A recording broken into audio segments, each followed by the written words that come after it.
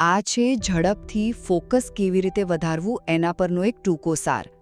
જુઓ, આ માહિતી એવા લોકો માટે છે જેમને લાગે છે કે એમનું ધ્યાન સતત ભટકી રહ્યું છે અને એને પાછું લાવવા માટે કોઈ પ્રેક્ટિકલ રીત શોધી રહ્યા છે.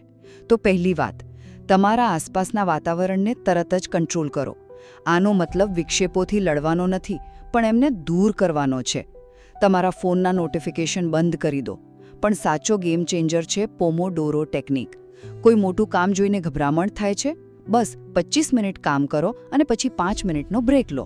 આનાથી મગજને થાક પણ નથી લાગતો અને કામ શરૂ કરવું પણ એકદમ સહેલું બની જાય છે.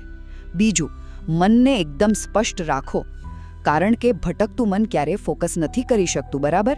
તો એના માટે એક સ્માર્ટ ગોલ સેટ કરો, એટલે કે એવું લક્ષ્ય જે એકદમ સ્પષ્ટ હોય, જેને માપી શકાય અને સમયસર પૂરું કરી શકાય.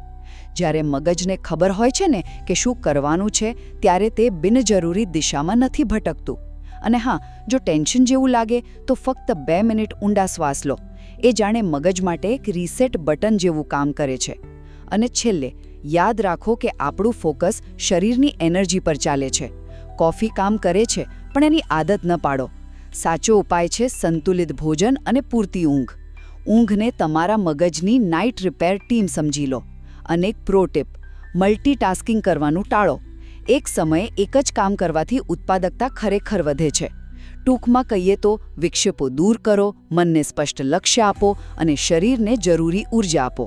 બસ આટલું કરવાથી તમે તમારું ફોકસ પાછું મેળવી શકો છો.